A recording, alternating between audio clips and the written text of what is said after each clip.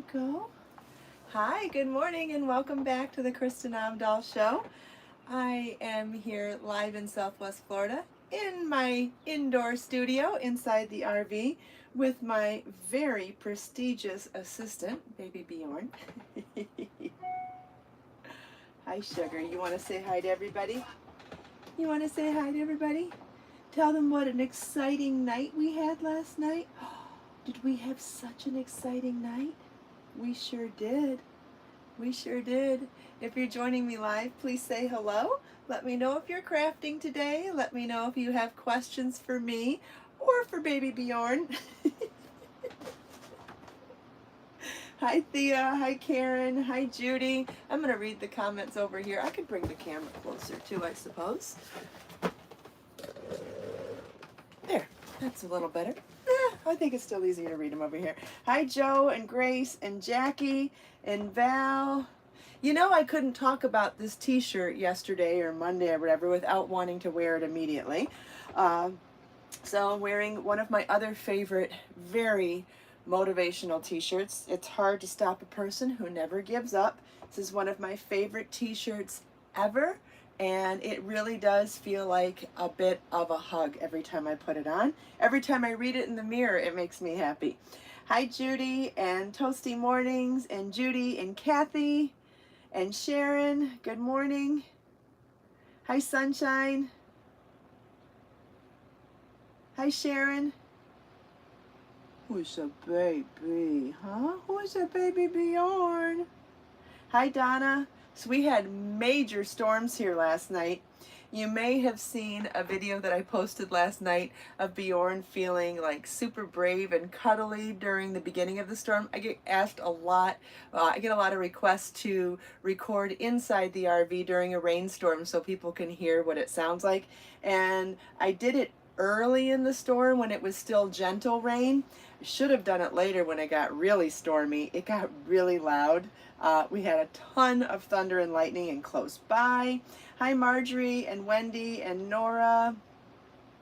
And I didn't record that, and I'll tell you what, as soon as the rain stopped, and it wasn't because it was the end of the storm, it was a lull between the patches of the storm, he begs to go out, and I was like, okay.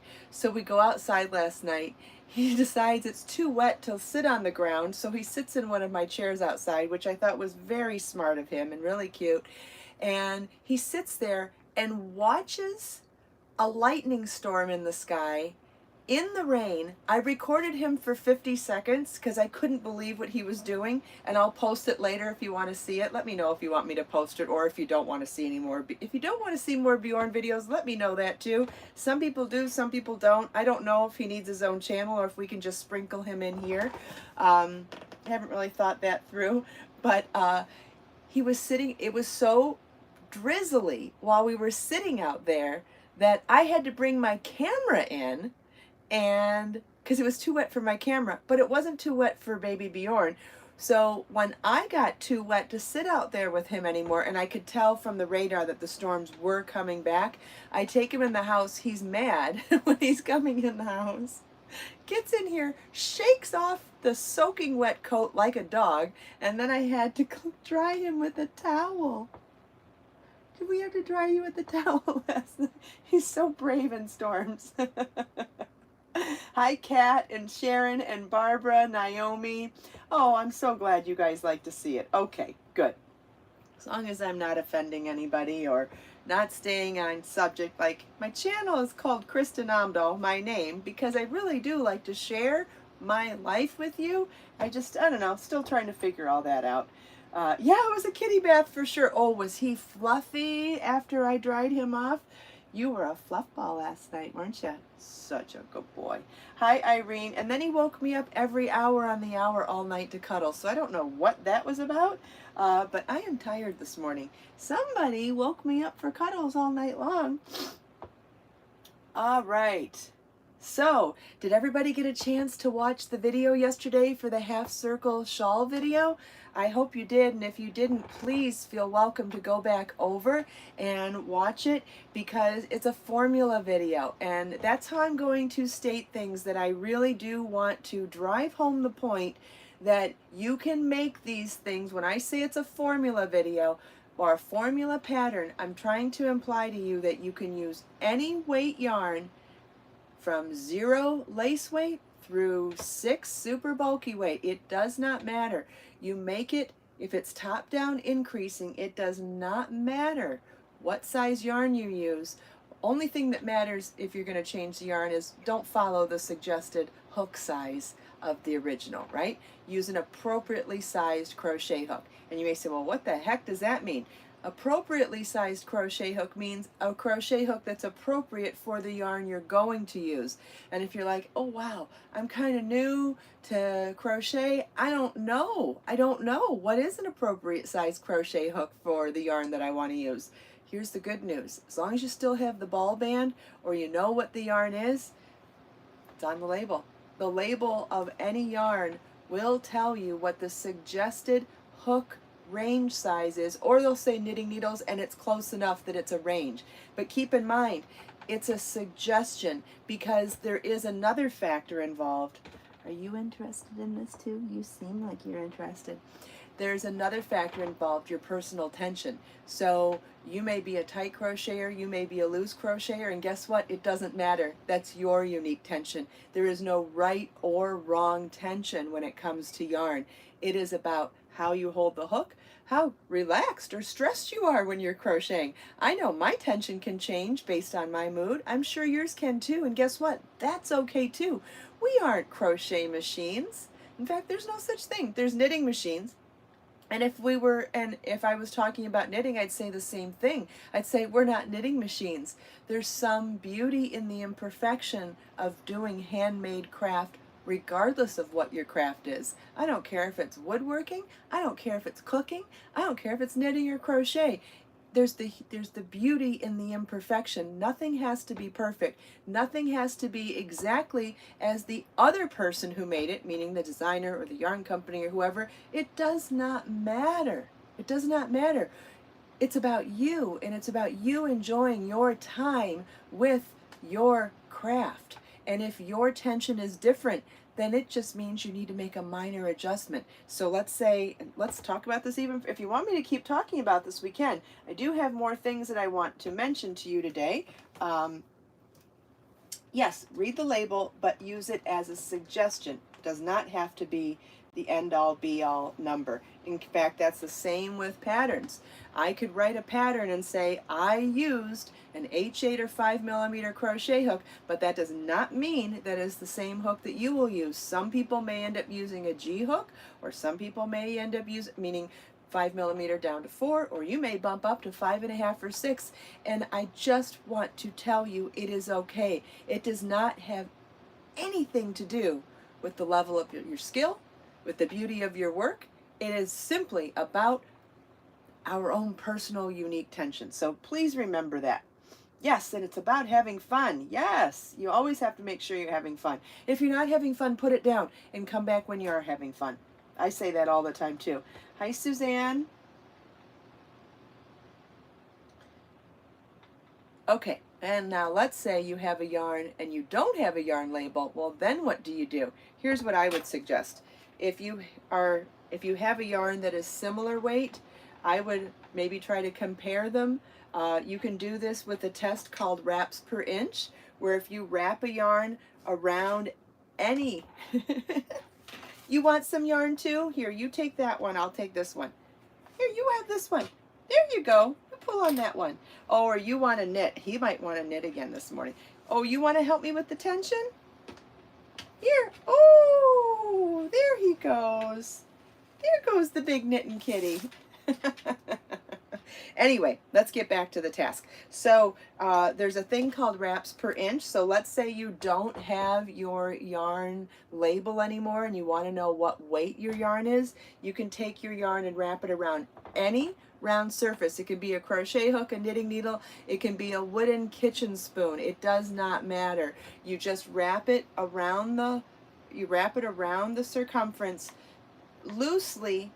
You don't want to put tension on the yarn, because if you put tension on it, it'll, stretch it out and maybe thin it out. When it's wrapped loosely, you want to wrap more than an inch so that you can then take a tape measure and then measure how many wraps are actually within the inch.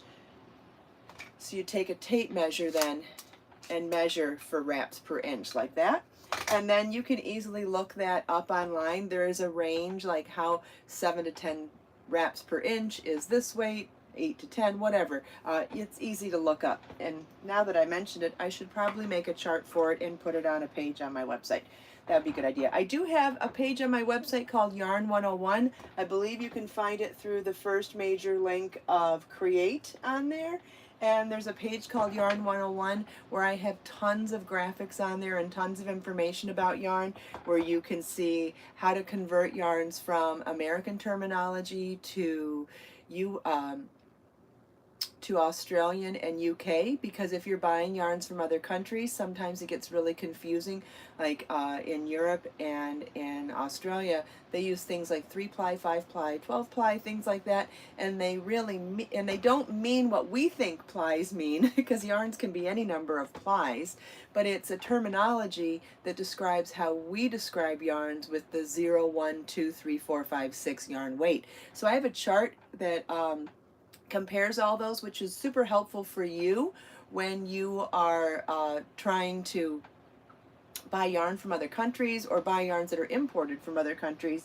And there are other really great charts there too, so you might want to check that out. And I will add a chart for wraps per inch, so if you want to use that technique on some of your older yarns that maybe don't have labels, it's a great way to figure out what weight the yarn is, and then you can reference other yarn labels for hook size suggestions. And over time, as you become experienced, you know what hook sizes you like to use for each weight yarns. Like for example, if I'm not using lace, I like doing worsted weight yarn with a 5mm or H8 hook. But if I'm doing lace, I may want to do up to a K hook with this, 6.5mm. And when I'm doing lace weight, if I'm doing lacier looks with even a number 1 or a number 2 fingering or sport weight yarn, I like to use a 5mm hook. But if I'm not doing lace in those yarns, I may like to use a D hook, 3.25mm. So depending on what your end result is and the type of fabric you want, this isn't even the subject that I wanted to talk about today, but it is a good one. And you can change your hook size too. So that's when that suggested hook size doesn't mean a darn thing, because let's say you want to do something dense or something just regular or something loose for laciness, you're changing the hook size anyway. So there's that. Does anybody have any questions about this? Because this is a lot of information.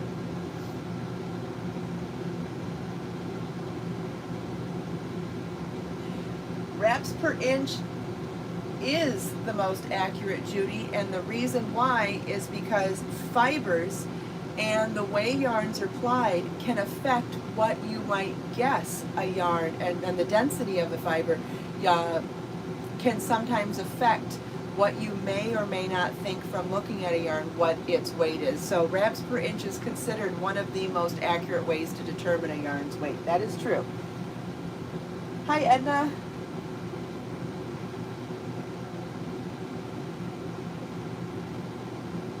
Does anybody have any other questions about that? Because that's super serious. And I'm going to show you, after I figure out if there's questions, then I'm going to show you a sneak peek of something I made yesterday for Crochet Power Edgings, my new book, coming out soon.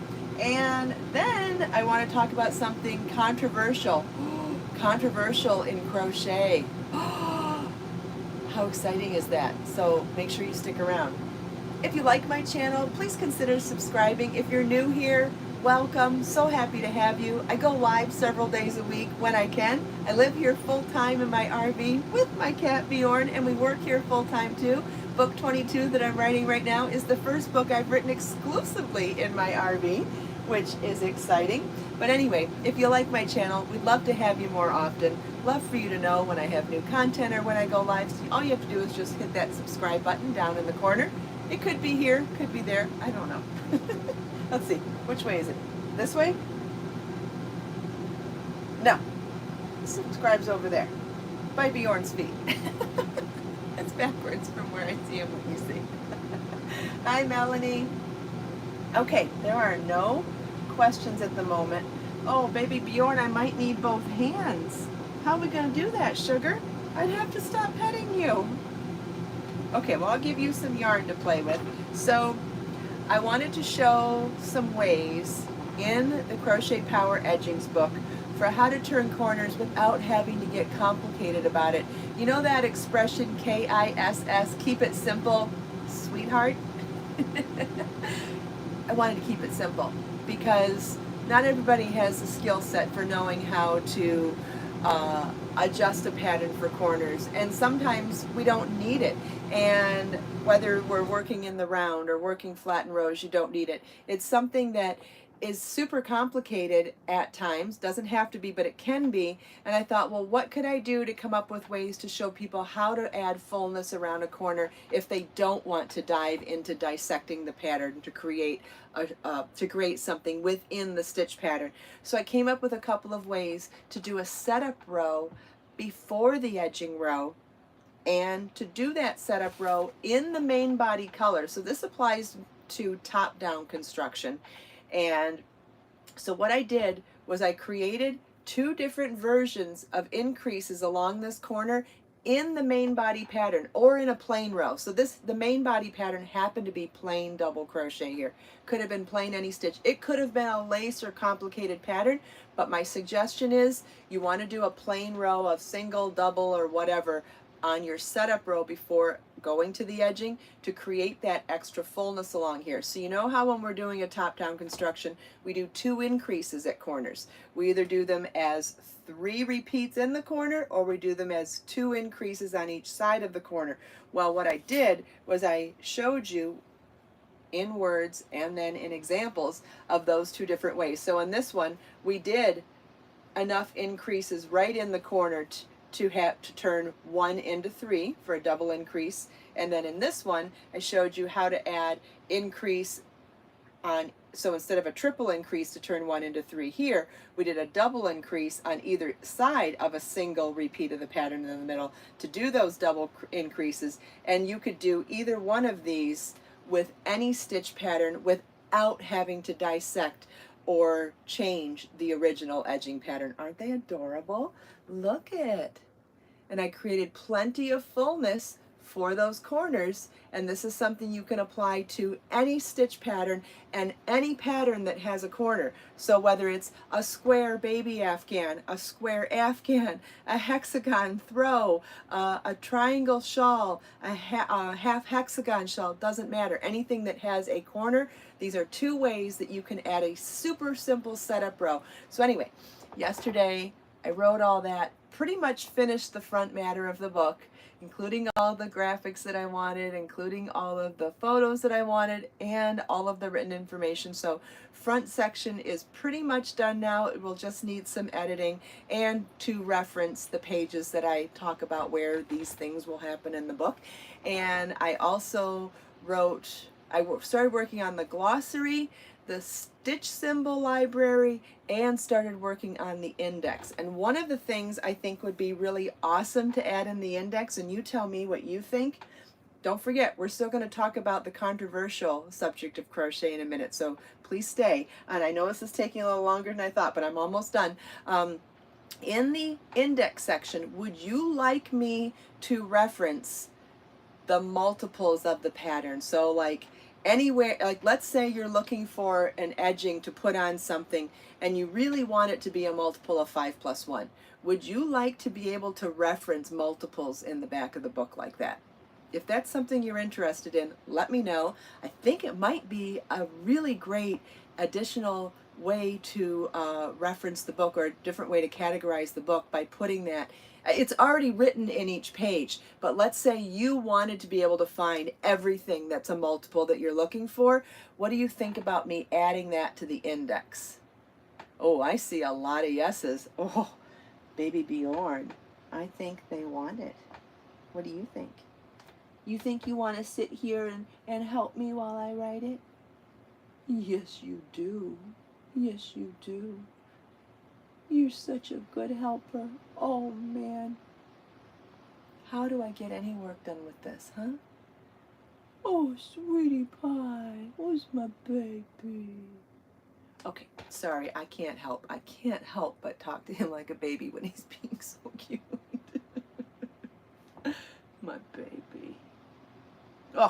Okay, so yesterday I got a really interesting comment on YouTube about how wonderful someone thought this idea I had for, instead of doing a chain 5 ring or a magic ring, I did 3 foundation ovals to separate the first row of stitches into 3 different foundation ovals.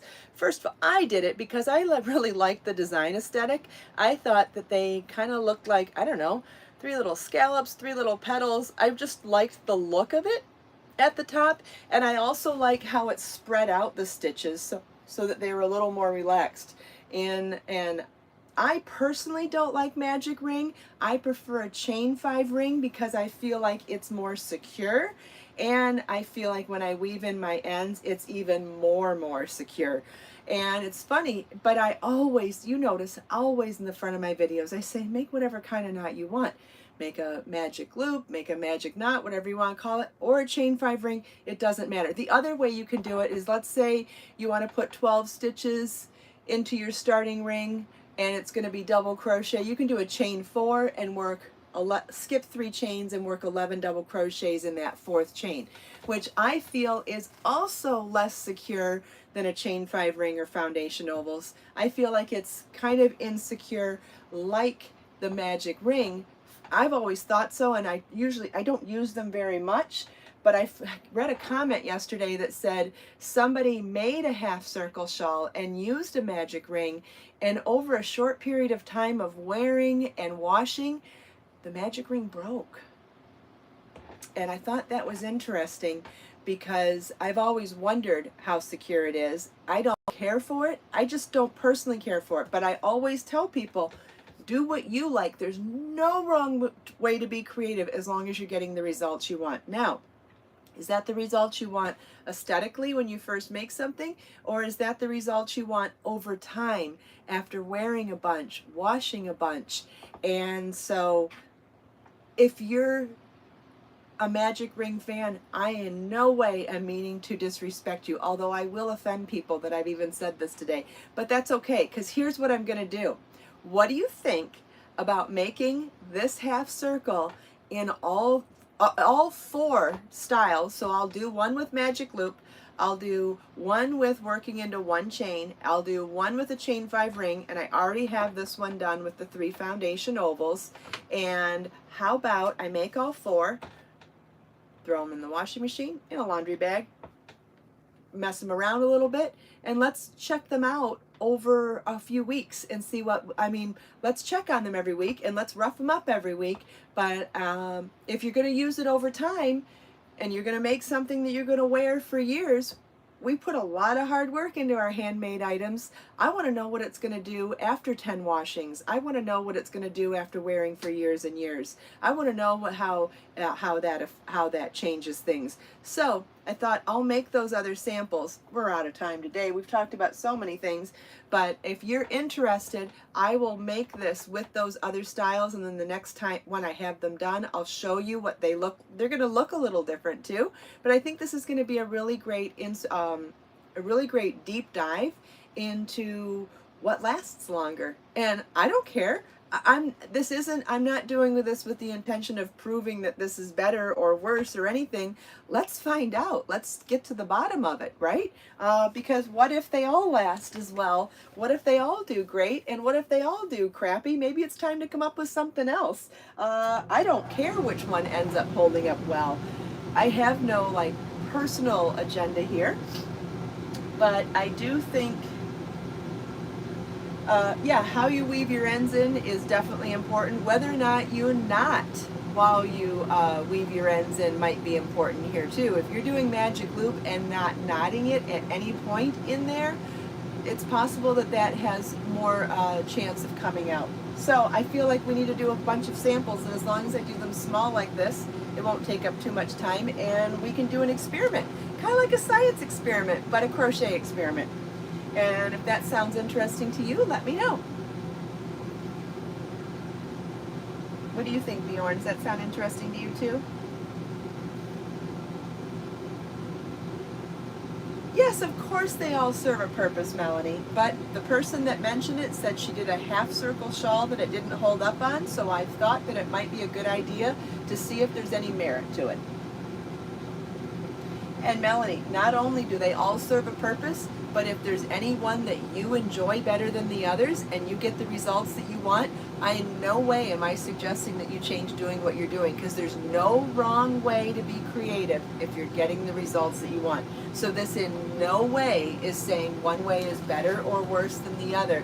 I really do believe that we have the ability to be as creative as we want and how we do things, and as long as we're getting the results we want, it doesn't matter. Maybe you have your own technique that's none of those even. It's okay.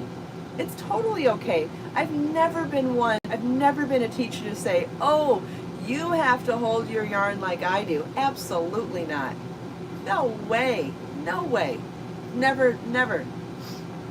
There is no one way to do anything. I've never believed that in, well, I'm sure there's exceptions, but in most subjects. There, Sharon's always made a double magic ring, and hers have lots of strength. Wonderful. Who knows? And maybe there's maybe there's better and worse ways to do magic ring, and maybe the person that had trouble with it maybe did it in a different way than you do it, and that's very possible too.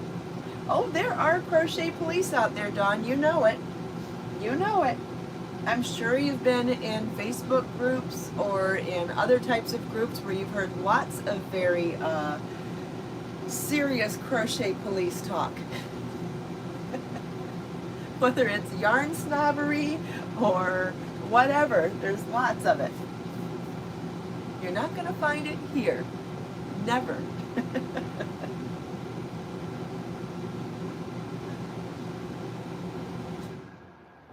Does anybody have any other questions? What else was I going to show you today? I was going to show you something else too, but that is a lot of good stuff. It really is. No kidding, Nora Sue. The crochet police need to have bigger things to worry about. I agree with that 100%. Unfortunately, they're not going anywhere though, so we just have to not worry about it. Let it go. Other people's opinions, right? None of my business. I don't think Bjorn cares at all. Do you, sugar? He doesn't care. He cares about food, snacks, and cuddles, and going outside after dark, preferably in storms. I'll show you this thunderstorm video of him in the rain last night. I'll post that. It's like a 50-second video. If you want to watch it, fine. If you don't. And I do want to point out that when I do videos that aren't necessarily specifically crochet related, I try really hard to say what it is in the title, so if it doesn't appeal to you, you don't have to waste your time. Yep, Marjorie, it could have been the yarn used too. Absolutely.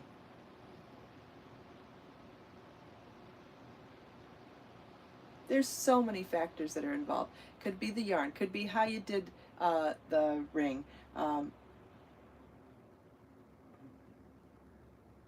No, Thea, it's not the same one that was on Instagram. That was the beginning of the rainstorm when Bjorn wanted to cuddle in the RV and I was tickling his toes. You're welcome, Dawn. Anytime you have questions about the nitty-gritty of crochet like this, ask.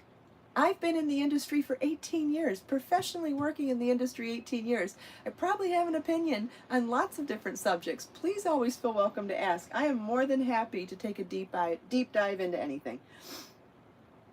And if I don't have an answer, I will certainly tell you. If it's something I can find out, I will. And if it's something I can't find out, then it's just an I don't know. I've always believed in saying I don't know if you don't know the answer. Always. There's no shame in not knowing everything. I mean, I happen to be someone that likes to learn, and so I know a little bit about a lot, but I've never claimed to know everything, and I am more than happy to say I don't know when I don't know. He's really adjusted. Yes, Nora, thank God. Yes, Bjorn has definitely adjusted. I think he enjoys the smaller space and how much more time we spend together. He definitely interacts with me way more here than he did at the old house. However, he had his brother to cuddle with all the time too, so I definitely have taken the place of his brother too. And he lost Marlin in a way, because Marlin doesn't live here anymore, so he's missing Marlin and Becker, for sure. And I'm close by, so I'm available for him more often. Cool, Jenna. Jenna, you can watch the video for how to make this with the 3 foundation ovals right here on YouTube. I released this video yesterday, so you can definitely watch that one now. And then, like I said, I'll start experimenting with the other ones and show you what I come up with. Unless you want me to make a video of the beginning, but I won't have the results until weeks later. But I guess we could do it as a video series. Oh, I love those little paw emojis. Those are so cute. Thanks, Judy, for posting a link. So who was asking? Gina. Judy just posted a link to the video if you want to watch it. Oh, we've gone over a little bit. Let's pull out a quote real quick. Oh, this is nice. This is from Create, Share, Inspire Notebook, Volume 1, Issue 1. This is my own personal one where I write it. One of them. This is by Jeremy Taylor. Focus on the strengths of those around you.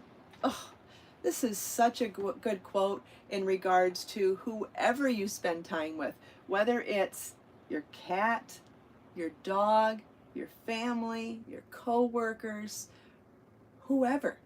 And it's funny, I have an example.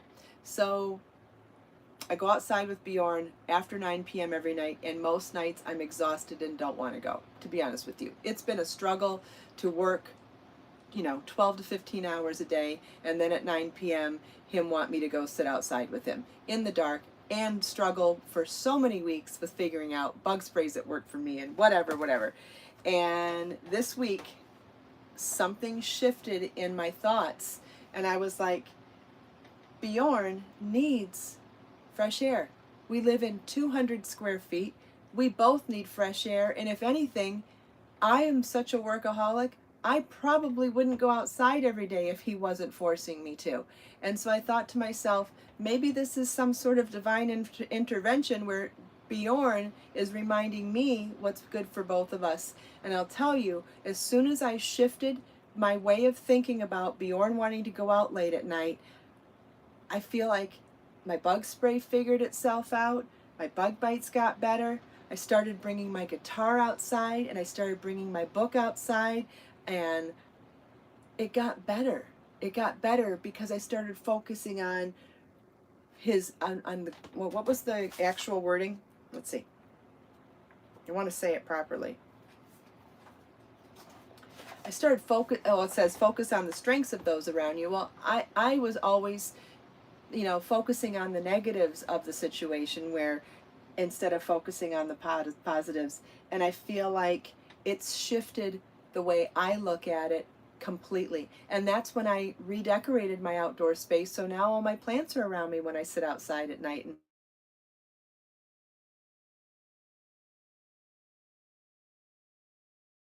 affect too much. So thank you, Jeremy Taylor. Focus on the strengths of those around you. If you took a day and if you found that you spend a lot of time focusing on the negatives of those around you, and just do for one day, just focus on the positives. The negatives will still be there, and you can go right back to it the next day, no problem. Try it for one day. I promise it'll make a difference in your attitude. I promise it does. It does. Do it for one day. I've done it many times in other situations, but this just happens to be an example of right now when I did it, and it's made a difference for me.